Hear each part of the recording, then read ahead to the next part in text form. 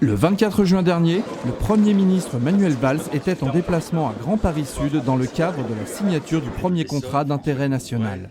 C'est à l'ancien hippodrome de Ris-Orangis-Bondoufle, futur emplacement du grand stade de rugby, qu'a eu lieu la signature de ce CIN.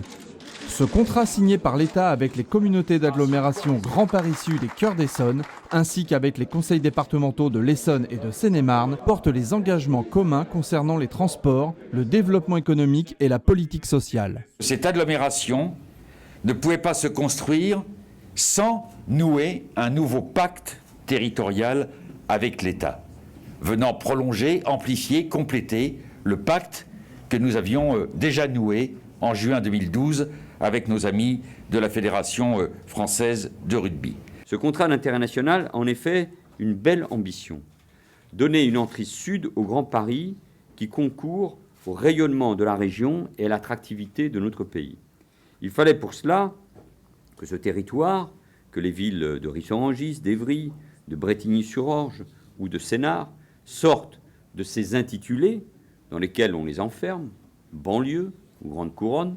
Et ce territoire affirme donc son potentiel, revendique des projets ambitieux, porteurs de développement économique et créateurs d'emplois. Accompagné de plusieurs de ses ministres et de l'ensemble des élus Grand Paris Sud concernés, Manuel Valls a sillonné le territoire en se rendant dans plusieurs lieux stratégiques pour le développement futur de Grand Paris Sud.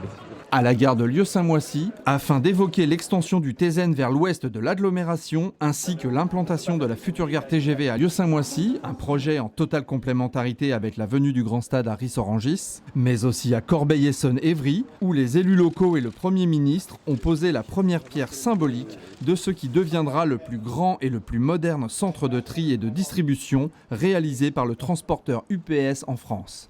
Cette installation permettra la création de 1000 emplois sur le territoire. Nous voici à Ris-Orangis. À Ris-Orangis et Bondoufle, un contrat avec le groupement constructeur Ibélis, futur bâtisseur du Grand Stade, a également été signé. Tout cela en présence de Pierre Camus, le président de la Fédération française de rugby, et l'ancien international français Serge Blanco, vice-président en charge du futur Grand Stade. C'est un moment fondateur de demain.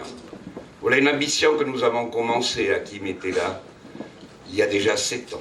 Régis Pellissier, directeur régional de la Caisse des dépôts et de conciliation, était également présent pour affirmer son soutien financier au projet. Qui sont mobilisés pour permettre, avec nos moyens d'intervention, d'aider à l'aboutissement des projets portés par les collectivités et l'État dans ce territoire. Après cette journée Grand Chelem, Grand Paris Sud voit un peu plus se concrétiser l'implantation de projets forts sur plusieurs de ses sites stratégiques. Nous rêvions ensemble de ce que pouvait être le grand projet et au fond, la politique, au sens noble du terme, c'est cela.